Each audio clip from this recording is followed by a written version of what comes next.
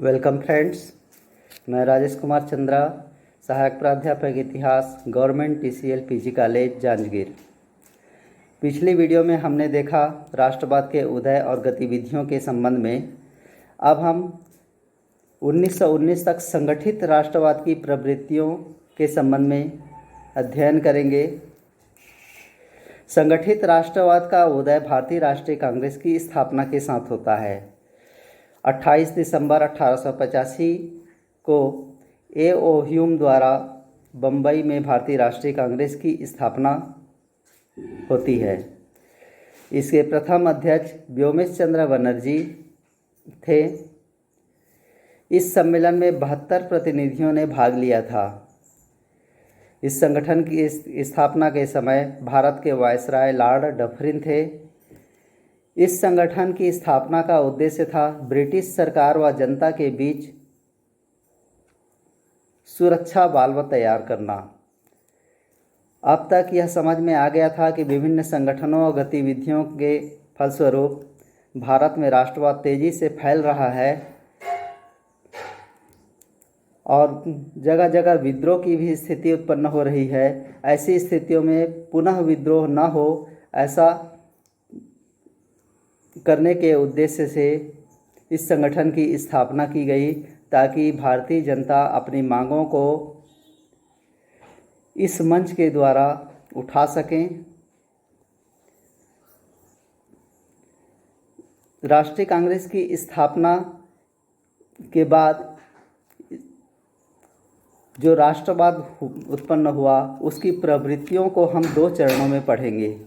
प्रथम चरण में उनकी प्रवृत्ति नरमवादी थी, उदारवादी योग कहा जाता है, और दूसरे चरण में उसकी प्रवृत्ति उग्रवादी हो जाती है। तो प्रथम चरण में हम पढ़ेंगे उदारवादी युग। 1885 में कांग्रेस की स्थापना से लेकर 1905 तक के काल को उदारवादी युग के नाम से जाना जाता है। इस युग में कांग्रेस का उद्देश्य विभिन्न प्रार्थना पत्रों, मांगों के द्वारा ब्रिटिश शासन से अपनी मांगों को मनवाने का प्रयास करना। इनकी प्रमुख मांगें थी राजनीति में जनता को शिक्षित कर इन्हें संगठित करना, प्रशासनिक व्यवस्था में अधिक से अधिक भारतीयों को शामिल करना, राष्ट्रीय स्तर पर जनता की मांगों को सरकार के समक्ष प्रस्तुत करना, भारतीयों की आर्थिक स्थिति में सुधार करना व करों में कमी की मांग करना, भारतीयों में बेरोजगारी दूर करने के लिए शिक्षा एवं तकनीकी शिक्षा प्रदान करने की मांग करना, ताकि उनकी बेरोजगारी दूर हो सके और उनकी स्थिति में सुधार हो सके, कार्यपालिका व न्यायपालिका का पृथक्करण, भाषण, प्रेस व संगठन बनाने की स्वतंत्रता, न्यायपालिका में सुधार की मांग। जिन राज्यों में उच्च न्यायालय नहीं है, वहाँ उच्च न्यायालय की स्थापना। जहाँ जूरी प्रथा से निर्णय होता है, वहाँ जूरी में आधे सदस्य भारतीय होने चाहिए। नमक कर की समाप्ति, आधुनिक उद्योगों की स्थापना एवं तीव्र विकास, ताकि भारतीय लोगों को अधिक से अधिक काम मिल सके या बेरोजगारी दूर हो सके। भारत में निर्मित माल के अधिकाधिक प्रयोग और विदेशी माल के बहिष्कार की रणनीति भी इनकी थी। भूमि कर में कमी और किसानों को सस्ता ऋण उपलब्ध कराने के लिए बैंक स्थापित करने की मांग, कृषि कार्य के लिए सिंचाई व्यवस्था की मांग, ताकि कृषक समृद्ध हो सके, आयात निर्यात को तर्कसंगत बनाने की मांग, नील कृषकों की दशा में सुधार किए जाने की मांग।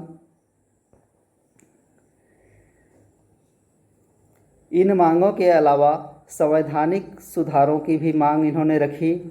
विधान परिषदों का विस्तार, उनके अधिकारों में वृद्धि, उनकी सदस्य संख्या में वृद्धि, भारतीय सदस्यों की संख्या में वृद्धि, ब्रिटिश संप्रभुता के अंतर्गत स्वराज्य की मांग। 1905 के कांग्रेस अधिवेशन में गोखले जी ने और 1906 के कांग्रेस अधिवेशन में दादा भाई नौरोजी ने ब्रिटिश संप्रभुता के अंतर्गत स्वराज्य की मांग रखी। सन 1900 ईस्वी में लॉर्ड कर्जन ने कांग्रेस के संदर्भ में कहा था, कांग्रेस लड़खड़ा कर गिरने वाली है और मेरी अभिलाषा है कि जब तक मैं भारत में रहूं, इसके शांतिपूर्वक समाप्ति में इसकी मदद करूं। ये थी कांग्रेस के प्रथम चरण में जो गतिविधियां मांग थी, वो थी। द्वितीय चरण में, कांग्रेस के द्वितीय चरण में उदारवादी नीति का स्थान उग्रवादी नीति ने ले लिया।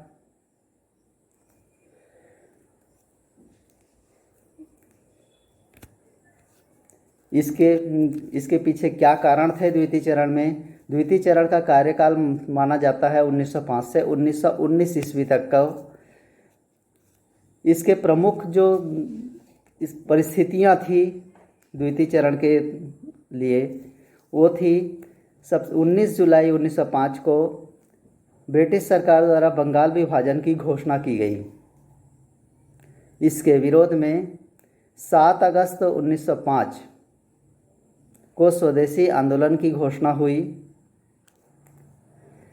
बंगाल का विभाजन 16 अक्टूबर 1905 से लागू किया जाना था। इस दिन को पूरे बंगाल में शोक दिवस के रूप में मनाया गया। अंततः बंगाल का विभाजन कर दिया गया। इन सब परिस्थितियों में स्वदेशी आंदोलन बड़ी तेजी से चलने लगा। विदेशी वस्त्रों की होली जलाई जाने लगी। देसी वस्त्रों का उत्पादन, हस्तकरघा उद्योग का पुनरुत्थान हुआ। लोगों को काम मिला। इस आंदोलन में विद्यार्थी, महिलाएं, सभी वर्गों का सहयोग प्राप्त हुआ। 1907 के कांग्रेस अधिवेशन में स्वदेशी आंदोलन को चलाए जाने, उसकी रूपरेखा, उसकी जो विचारधारा थी, उसको लेकर विवाद उत्पन्न हुआ और कांग्रेस 2 गुटों में विभाजित हो गया, नरमपंथी और गरमपंथी। इस घटना को सूरत की फूट कहा जाता है। इस घटना के समय भारतीय राष्ट्रीय कांग्रेस के अधिवेशन के अध्यक्ष रास बिहारी बोस थे। अंग्रेजों ने स्वदेशी आंदोलन के विरुद्ध दमनकारी नीति का सहारा लिया और अंततः स्वदेशी आंदोलन को दबा दिया गया। इसकी असफलता में जो परिस्थितियां थी, एक तो सांप्रदायिकता थी। अंग्रेजों ने सांप्रदायिक राजनीति को बढ़ावा दिया। इस बीच मुस्लिम लीग की स्थापना हुई और मुस्लिमों को इस आंदोलन से दूर रखने का प्रयास किया गया। साथ ही कांग्रेस में भी एक मत नहीं था। कांग्रेस भी आपसी फूट के कारण बटी हुई थी और इस आंदोलन में कोई विशेष संगठनात्मक विशेषता नहीं दिखाई देती है। संगठन का अभाव था। इस कारण से स्वदेशी आंदोलन असफल हो गया।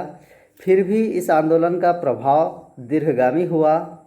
इसने स्वदेशी वस्तुओं के प्रयोग के लिए एक आधारशिला रखी। घरेलू उद्योगों का विकास हुआ। नौकरी के अवसर उत्पन्न हुए। राष्ट्रवाद को बढ़ावा मिला और अंग्रेजी दमन के विरुद्ध क्रांतिकारी आंदोलन का सूत्रपात भी हुआ। क्रांतिकारी आंदोलन ये संगठित राष्ट्रवाद की प्रवृत्तियों में नहीं आता है। फिर भी हम यहाँ पे क्रांतिकारी आंदोलन को थोड़े संक्षिप्त में पढ़ लेंगे। बंगाल में अनुशीलन समिति की स्थापना हुई थी 1903 में। 1907 में बंगाल में प्रफुल्ल चाकी खुदीराम बोस द्वारा लेफ्टिनेंट गवर्नर पर बम फेंका गया, जो असफल हो गया। खुदीराम बोस को फांसी दे दी गई और प्रफुल्ल चाकी ने आत्महत्या कर ली। महाराष्ट्र में व्यायाम मंडल की स्थापना हुई थी दामोदर हरि चापेकर, बालकृष्ण चापेकर आदि के द्वारा। इन्होंने 1897 में पूना में जब प्लेग फैला था उसके संदर्भ में रुष्ट होकर रेड और एयर्स की हत्या की थी। 1906 में अभिनव भारत की स्थापना हुई थी पुणे में रमेश उपाध्याय और लेफ्टिनेंट कर्नल प्रसाद श्रीकांत पुरोहित के द्वारा।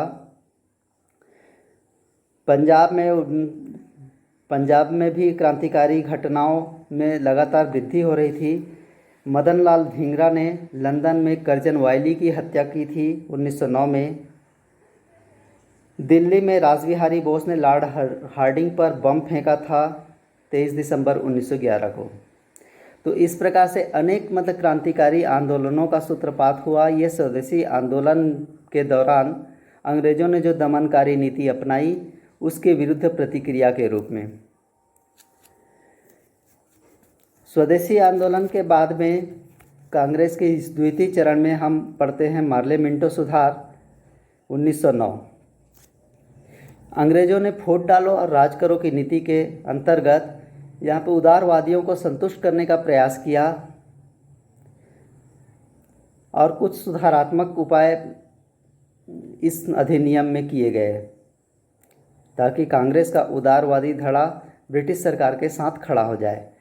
परंतु इस अधिनियम में एक बहुत बड़ी कमी थी, वो थी सांप्रदायिक राजनीति की शुरुआत। मुसलमानों के लिए पृथक निर्वाचन क्षेत्र का प्रावधान किया गया था।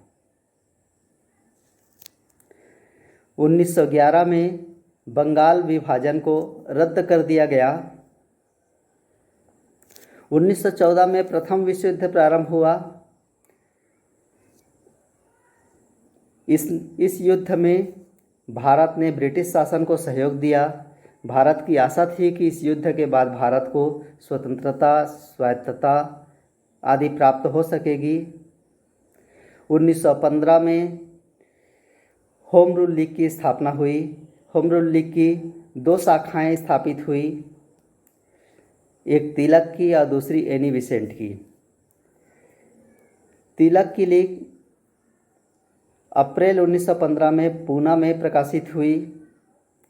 इस लीग की इस शाखा का प्रमुख समाचार पत्र था केसरी और मराठा। बेसेंट की लीग सितंबर 1916 में मद्रास में स्थापित हुई थी। इनका समाचार पत्र था कॉमनवेल्थ और न्यू इंडिया, जिनके द्वारा इन्होंने प्रचार प्रसार किया, पूरे देश का भ्रमण किया। देश का अधिकांश क्षेत्र तिलक की लीग के अंतर्गत आता था। 1916 में कांग्रेस का लखनऊ अधिवेशन हुआ। इस अधिवेशन की अध्यक्ष थी एनी बेसेंट। एनी बेसेंट के प्रयासों से और तिलक जी के प्रयासों से कांग्रेस के दोनों गुटों में समझौता हुआ। साथ ही इस अधिवेशन में कांग्रेस और मुस्लिम लीग में भी आपस में समझौता हुआ और एक साथ मिलकर राष्ट्रीय कार्यक्रमों को चलाने का निर्णय लिया गया। इन परिस्थितियों में 1917 में भारत सचिव मॉन्टेग्यू द्वारा घोषणा की गई, जिसे हम मॉन्टेग्यू घोषणा कहते हैं 1917 में। और इस घोषणा के फलस्वरूप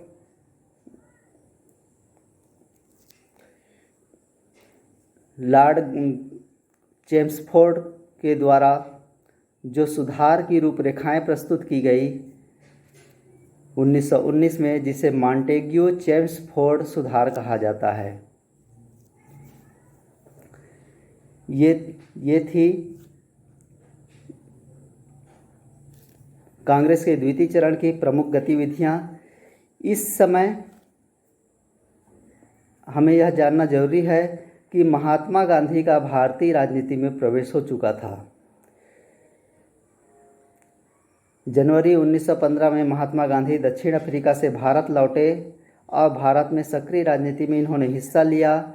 सर्वप्रथम 1917 में इन्होंने चंपारण में सत्याग्रह किया। सफल सत्याग्रह था और इनका प्रथम सत्याग्रह आंदोलन था। तो इस प्रकार से 1919 तक संगठित राष्ट्रवाद की प्रवृत्तियां इस प्रकार से रही थी। पहले नरमपंथी युग था, उदारवादी युग, और फिर बाद में उग्रवादी युग आया। इसके समानांतर क्रांतिकारी आंदोलन भी चलने लगे थे। आज की वीडियो में बस इतना ही। अगली वीडियो में पुनः मिलेंगे।